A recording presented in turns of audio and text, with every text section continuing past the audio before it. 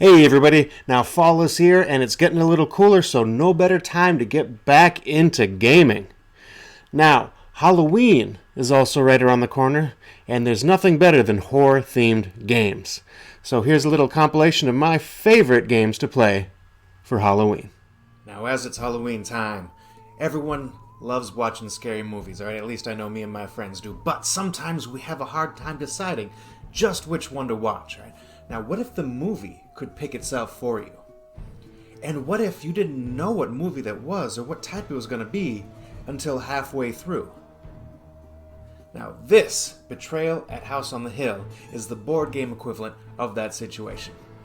Alright, Coach Troy here, and this next group of 5 videos, I'm going to show you my 5 favorite Halloween games and tell you what exactly makes them so good. Now, what makes Betrayal at House on the Hill so great? Of course, the stereotypical characters. Alright, you've got the priest, the jock, the psychic. One of 6 pre-painted minis, always a plus, so you pick who is exploring through the house. Each player is going to take turns walking through the house, and you're going to flip over tiles to explore new rooms, building as you go along. But be careful, as many of these new rooms are going to trigger special events. Bloody vision. The walls of this room are damp with blood. The blood drips from the ceiling, down the walls, over the furniture, and onto your shoes. In a blink, it's gone. Bam! Now you're rolling for your sanity checks. Now, as you're running through the house exploring, you are going to come across different items that are going to help you deal with the traps and baddies and the looming imminent betrayal, as well as the, of course, dice battles that are waiting for you.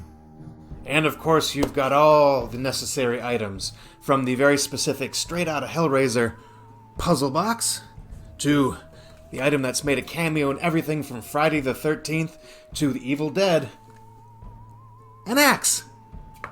And of course, the most feared room to come across is one of the Omen rooms, in which, when entering, you're going to roll these special dice to see if the betrayal has been triggered.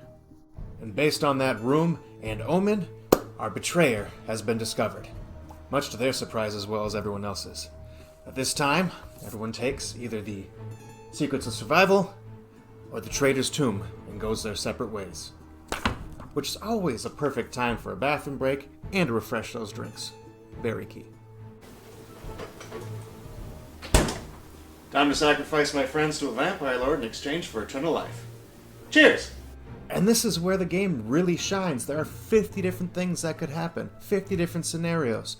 Alright, and it could be any one of you turning into the betrayer. It could be the person on your right suddenly growing fur and nails and turning into a werewolf. It could be whoever just happens to be this small child clutching a teddy bear that has summoned demons from the nether realm and is trying to suck the world into hell. And now, your friend who you've been working with and going through this house and just making discoveries with, who has completely taken all trust you had with them and crushed it, and is now hunting you down as you do whatever you can possibly do to escape with your life. Ah, run away! Now, of course, it does have its fair amount of problems, alright? Some of the scenarios aren't the most well written and the rules can get a little confusing. Or based on how your house has been built, the scenario just might not work. And so you've got to do, So not unlike some horror movies, some of your gaming sessions might turn into complete flops. But that is definitely in the minority. Most of these go along really well. True, you're not going to find any amazing strategy here. It's mostly luck and dice rolling, but that's not the point. The point here, it's the story, and it tells a fantastic story. Alright, now it plays out so differently, there's so many different ways, and it's something that you and your friends are going to be talking about for plenty of time after. Sometimes it goes exactly how a movie would go. You get your perfect tropes. Sometimes it's even better than any movie you've ever seen. Okay, that might be a little bit of hyperbole, but still, it is a fantastic experience, and that's why it is one of my absolute favorite Halloween games. Alright, we're gonna chop till you drop, find some killer deals, and what other crap tagline you can think of in Mall of Horror. Now, the last Halloween game I talked about was Betrayal at House on the Hill, where one of you tried to betray and slaughter the rest of your friends. Now, you don't have that problem in this game because you don't have any friends, just like in real life, right, Tina? Too mean? Now, here is the mall, which hosts an all-you-can-betray buffet in its food court as survivors desperately scramble from store to store trying to find a place to hide. Each player is going to get 3 tokens. The 5-point value has a baseball bat and is going to let you hold off an extra zombie. The 3-point has a gun, is going to give you an extra vote in its location. And the 7.1 attracts extra zombies, so be careful. Now, you're going to take your characters, and at the beginning of the game you're going to roll dice to see which location you go to, okay? You're going to roll your dice and you're going to have every choice of 2 spots. I can go to the 2 or the 6. Damn, roll again. Now, if you ever get into a spot where you can't fit anymore, as denoted by these safety pins here, then instead of being able to go there, you have to go into the parking lot, which is very dangerous, no place to hide, and any zombies who appear there are going to eat. Now, being stuck in the parking lot isn't all bad, because that's the only place you can get the all-powerful equipment cards. Those cards are going to give you weapons to kill zombies, let you hide from zombies, allow you to build barricades, and a whole lot more. After the items are distributed, dice are then rolled to see where the zombies attack. Now, this roll will remain hidden except to the security chief. Now, this guy also gets to take an extra peek and see just where they're going. And that's another thing you got to think about when you're voting in your placement, because whoever gets this sweet badge, it's not only chief of security that gets to look at cameras, but it's also the first player token. Now it's time to scramble from store to store, as every player must make a move. You're going to use your dial here to select a number of where you want to move one of your characters to, alright? Once everyone selects, you're going to flip it over and in turn order make your moves. Now, as you're making your moves, everyone must move 1. And again, if you make a move to a location, say a couple people move to 5, if that area is full, you get bounced back down into the parking lot again. The dice are then revealed, and zombies are added to the board according to those die rolls. The dice can be the biggest betrayer of all, because just when you thought it was going to be safe to hide in the bathroom, you rolled 3 ones, and now you've got a horde of zombies coming to get you. And Steve, who said he had a chainsaw to take some out, really just had a hide card, and now you have to sacrifice yourself to the eternal hunger of the undead. And that's just tragic. In any location where zombies happen to be equal to or greater than the number of survivors, a vote must be taken to see who gets eaten by the zombie horde. Only exceptions being the supermarket, where anytime there's 4 or more, a vote is taken, and the parking lot, where there's no place to hide and all the zombies must feed. And the meat of the game is in the voting, right? Because you got to decide who gets thrown out and who gets eaten. And that it's not always obvious, okay? Now, you might think you have an advantage because you've got more people in an area. But a lot of times that just makes you a target, because next round, they don't want you to have that same voting power. So a lot of other people are going to join up together to get rid of you. So you use a tracking counter here. You pick which color is going to get thrown out and eaten. And then simultaneously flip it over, and bam. Whoever is outvoted gets nudged out the door. After the votes take place, any time there's somebody eaten, zombies are then removed from the board, as well as the player token, and the next round begins. And of course, things keep getting more and more intense as the mall is slowly overrun and your places to hide become fewer and fewer. Anytime there are 8 zombies in an area where there are no survivors, that area is then closed off and can no longer be used to hide. And so the game gets tighter and tighter as stores overrun and people just keep getting eaten left and right, and you're betraying each other and backstabbing and trying to make deals, and it's just not working. And just because all your characters get eaten too doesn't mean you're out of the game. No, you still can have input on votes. And so be careful just who you betray, because that person might come back and get revenge on you. Once there are 4 or fewer characters left, or all characters happen to be in the same area, the game is then over at the end of that round. You're either going to add up the points of the remaining survivors, and whoever has the most is going to win the game. So apparently there's a military helicopter that comes and picks up the remaining survivors. And yes, this game, again, I've said it before, is just tense. Right? I love it, the feel of it. It just feels so punishing. And that's just what's so great about it. And the artwork as well just adds to that. I mean, the aesthetic of the game, when you look at the production, it just helps you feel like you're really there. Everything's covered in blood splatters and bloody fingerprints. It's just dirty and gritty. It all just feels so grim.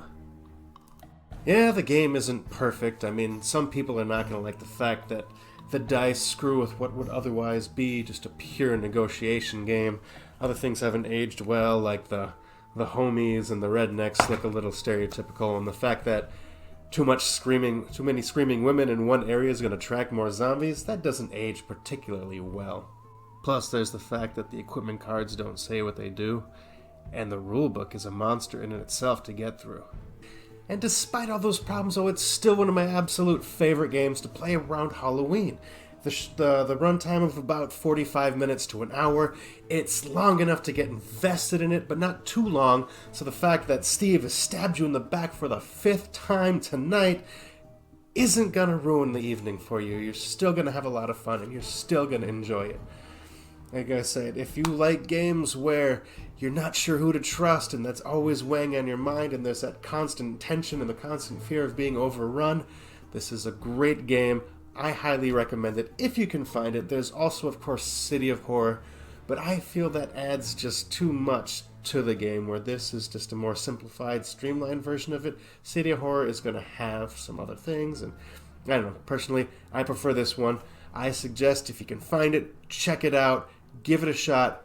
You're going to like it, all right? This is Coach Troy, and I'll see y'all next time. Hey everybody, Coach Troy here. Now, last video I talked about feeding your foes to the hordes of undead in Mall of Horror, but we are stepping up our zombie game today with Last Night on Earth. Now, Last Night on Earth was made by a group of friends who were sitting around talking about what they liked best about George A. Romero movies. Okay, that might not be true, but that is definitely the feeling you get when you play this game. Every single trope is in there, alright? From the characters and personalities, to the items and weapons that you're gonna have, to how the zombies act, alright? Every bad decision possible is thrown in there. It's just, this is the very best of the 70s and 80s horror movies, alright? For better or for worse, that is what you're getting. So if you are a fan of that, you are absolutely going to love this game. Now, what I have here is the box for the expansion, Growing Hunger. I don't have my original box anymore, but the first thing that jumps out at you on any of their stuff, right, is that artwork. Now look at that. That is amazing stuff. Flying Frog Productions goes above and beyond when building on their visual style. Now, I'm not sure exactly what it's called, digitized photography maybe, but I mean, even Tom Savini would be happy with these pictures, and this is going to be everywhere, on the cards, on the character boards, in the instruction manual even. And if you like this work, be sure to check out all their other games, like A Touch of Evil also has some really brilliant stuff on it. Now, every good zombie movie needs a good setting, and the best setting outside of a mall is going to, of course, be a small town. The game takes place in the modular town of Woodenvale, as represented here. And this game port is pretty neat. It comes with extra pieces, so if you want to slide out that high school, you may put it in the gun store instead. Bam, you can do so, making it different every time you play. The tiles are nice and big, so you have plenty of space for your zombie hordes. And then in the center here, the squares are nice and big, so whether you're trying to make your escape or chase somebody down, you can get across town very quickly. And even the center board is two-sided, so in certain scenarios when you need a mansion, there you go. Now, what is a small town without its citizenry, right? All the best stereotypical characters are going to be here. From the sheriff and his son to the high school jock and sweetheart. All right, they're all there. In fact, the base game is going to give you eight of the very best characters here. Now, these are the ones that I painted rather poorly. Don't judge me. But they're all here, from the priest to the out-of-town drifter that just happens to show up, all right? This is just a fantastic plethora of characters. Each character is going to come with its card with more of that fantastic artwork on it, as well as a wound tracker, a little bit of flavor text, and a special ability. For example, Becky the nurse can heal other characters, and my personal favorite is the drifter Jake Cartwright. His resourcefulness allows him to draw extra cards when searching. Now, the minis are unpainted, but, worth giving it a shot. I mean, if I can make them look halfway decent, you can too. And of course there are the zombies, alright? You guys gotta have something to gun down and hack up to pieces. And what I like about this game too is, look at that, you get different zombie molds. It's not just several of the exact same looking zombies, so it gives a little bit more personality, even if they are gonna all kind of act exactly the same way. It gives you something a little bit more indifferent to work with. One of the zombie player's main objectives is always going to be to devour the townsfolk. Every round they're going to have a pool of zombies that they're going to be able to spawn in various locations. Now, individually, zombies are weak and easily picked off.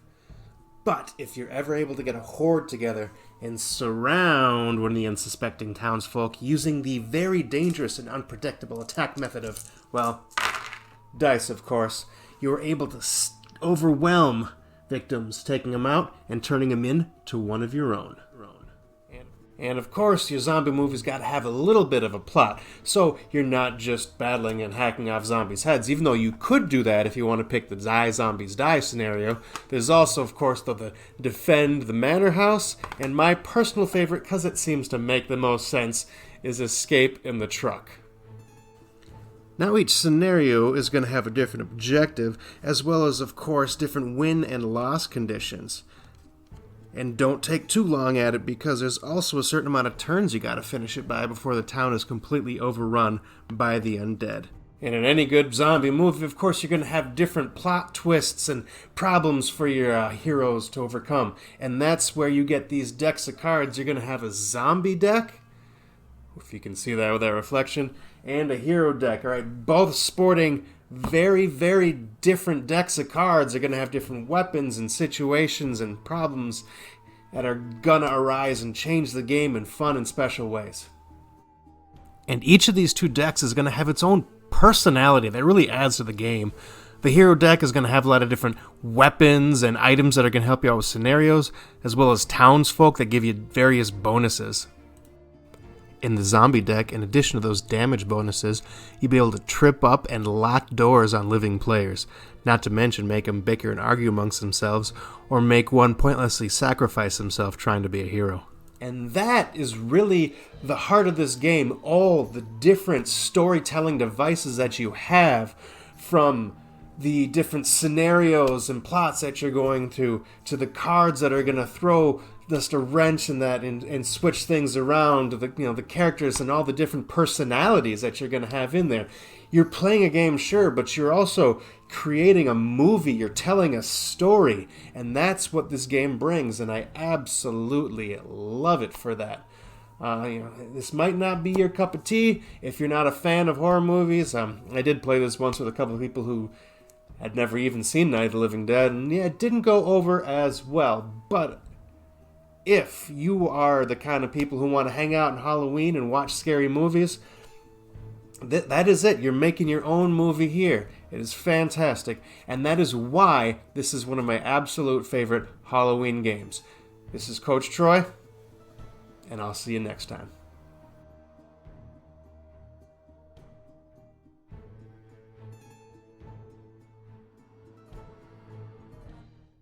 Hey everybody, Coach Troy here, doing my favorite Halloween games countdown.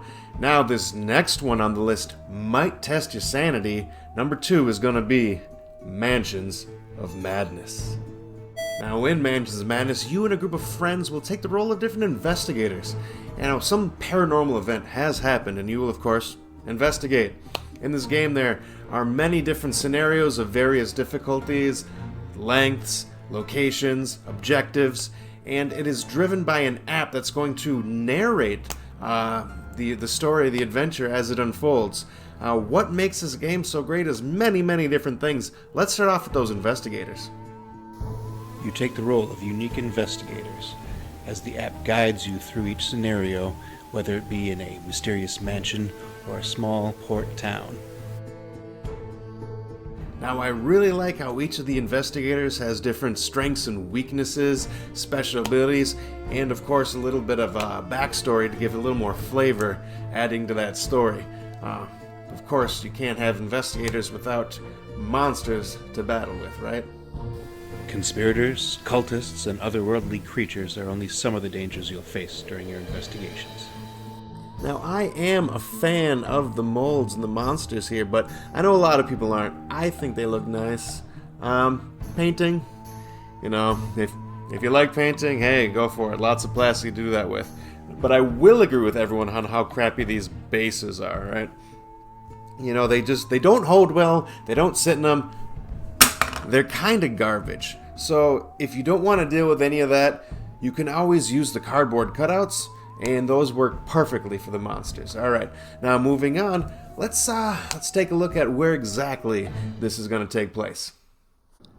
In mansions, towns, ships, and trains. The scenario you select in the app will guide you on how to set up the tiles, but beware, it also shows you where the monsters are. Now, to help you along your way, you're going to get all kinds of cool items, everything from lucky cigarette cases, to Tommy guns, to baseball bats.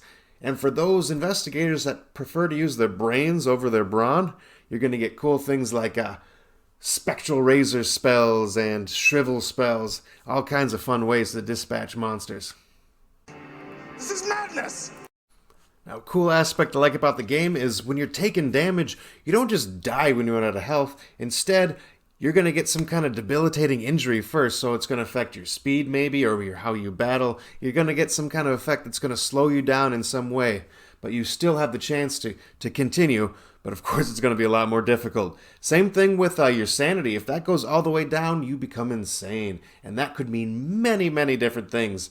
It could be that you like to start fires now, or you just can't stop stealing from your friends, or even worse, in some situations, you're going to actually see, how the cultists do have a really good point, and maybe you should just help them out. Lots of bad things can happen. I'm a big fan of how that shakes things up. Now, the best part about this game by far is that app. Now, that takes the role of the game master, and so all players can watch the story as it unfurls in front of you. Now, every time you open another room, it's going to show you what happens next. During the mythos phase, it's going to show you what the creatures are doing and how they're reacting. And of course, it's going to show you all the different random events that happen. So if you have a character, say, whoever's playing Jim Culver, they're going to suddenly see a void open in front of them, and another dimension is going to start to leak out, and you have to take a sanity check to see if your brain can handle that. Or suddenly the room shakes violently, and Agnes has to make a speed check to see if she can dodge that bookcase before it comes crashing down. Just all kinds of random things are going to keep happening to you. And it makes it so that the scenarios don't always play out the same. Different things are going to happen. You're going to encounter different creatures and cultists. The board is going to look different as you play. Just different things will happen, and that's going to make it so you can replay these scenarios over and over and over again. That also makes it so if you have beaten one, there isn't an optimal strategy. It's going to be different. You're going to have to try different things every time. And you can shake it up with different characters as well, and it's just so much fun.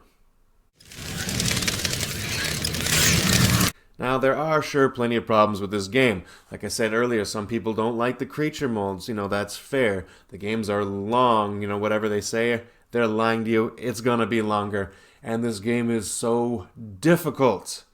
Alright? This game will beat you down, and it does not care about your feelings. Alright? It'll drive you insane and break your arm while doing it. So, if you want an easier game or relaxed game, this is not it. It is tense, and it is tough. And also, trying to play an app on the phone, it's going to be tough. I would, definitely suggest getting a laptop or a tablet instead. But with all those shortcomings, this game is amazing when you play it. The story it tells is brilliant and it's different. I've never played any games like this. The stories that come out of it are so unique and so different and so fun. And yes, it's difficult. But when you get through and you beat a scenario, you feel like you conquered the planet, all right? That even if it's just surviving, you felt like you've done something absolutely amazing. So you don't get that with a lot of other games. I really appreciate that about this one. And those are all the reasons why I think Mansions of Madness is an absolutely fantastic Halloween game, and you should definitely give it a shot, alright? You agree with me, disagree with me? Let me know, and I'll talk to y'all next time. Hey everybody, Coach Troy here. Now, I'm just going to come out and say it that Atmosfear, The Harbingers, is the greatest Halloween game ever made. Hands down. Bar none. And it is absolutely terrible. So let's check it out. Whose turn is it next? Now, Atmosfear, The Harbingers is just a different take on the Nightmare game system. It was pretty popular in the 90s. VHS tapes that you'd play against that worked almost as a game clock, all right? You tried to race against them, finish the game, see who won. Hands up? What makes this one a little different is you're actually trying to become the Harbingers, which are, just different creatures of the underworld. So, I think it was it's a fun take on that, something different, adding different special powers and that you're going to gain as you collect the different keystones throughout the game.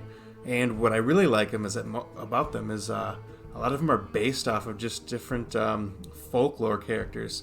So, yeah, that's pretty interesting. Historic, right? Educational? Maybe not so much. But anyway, let's check them out. Anne de Chantraine. This poor French girl, at the age of 17, was accused of witchcraft and burned at the stake. Elizabeth Bathory, the vampire, based off the Hungarian countess who was alleged to have bathed in the blood of virgins in order to keep her youthful looks.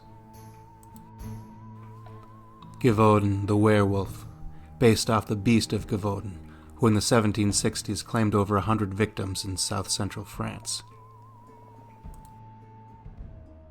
Khufu the mummy, the second pharaoh of the 4th dynasty, is known for having commissioned the Great Pyramid of Giza, which is one of the 7 wonders of the ancient world.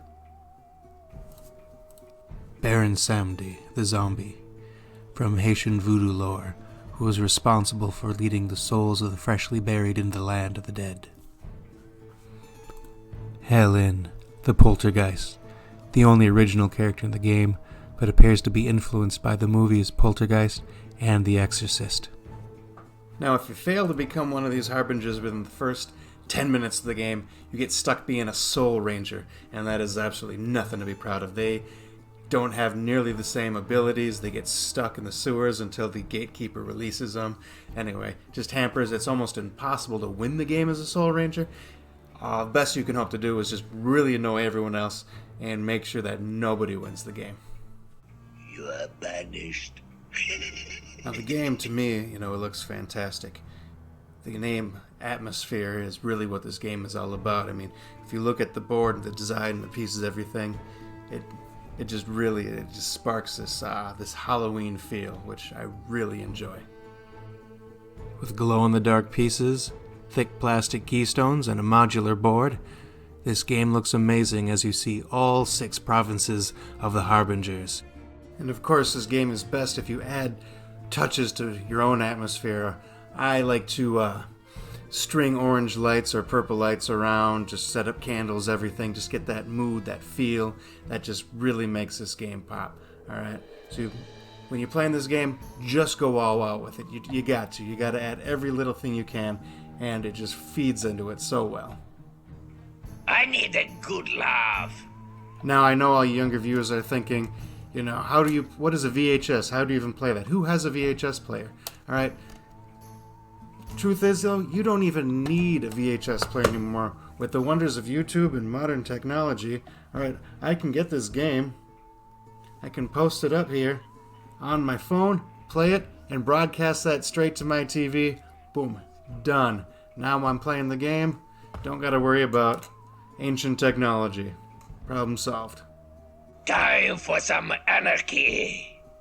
And that actually brings us to the star attraction of this game, and that is the Gatekeeper. Ah, the Gatekeeper. A cheap knockoff of the Crypt Keeper. His obnoxious jokes will definitely take their toll, as he derives entirely too much pleasure from disrupting your turns and impeding your progress. Yeah, this guy here is totally obnoxious. Just the bad jokes, the fact that he is stopping you in the middle of the turn, wasting your turn. He is the absolute worst. And you are just gonna just cringe every single time he pops his ugly face on screen. But hey, he's what makes the game. It's the fact that you got to deal with him. The fact that you got this terrible host just constantly giving you problems and giving you troubles. And it always seems to pick one person, it seems like. The timing always works, that he pops up on screen right when there's the same person is trying to take their turn and just bugs them. And it's just funny how that works. It makes the game just that much more enjoyable. So good riddance. Now, of course, like I said, this game is terrible. I mean, there's the fact that you could be stuck being a Soul Ranger and your character is kind of pathetic. The fact that you got the Gatekeeper constantly harassing you. The fact that it's a roll and move game and you start with only one die. You have to get the special power that allows you to use 2 dice. The Well of Fears as the final thing. Where you, at the very end, whoever finishes gets all the keystones and gets back.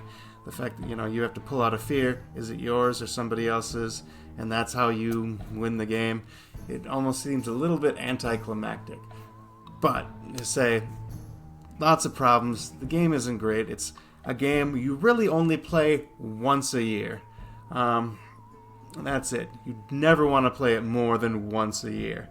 But that one time, it's something you look forward to every single Halloween, or at least I do. All right, it's something that I come back to. I've got a group of friends it's become what they look forward to every single Halloween. So it's become a tradition. And there's a lot of great games for Halloween. So many fun ones. Some really great games, mechanically sound games, good-looking games. But there's just something about this game, this 2000s VHS game, that just makes Halloween for me.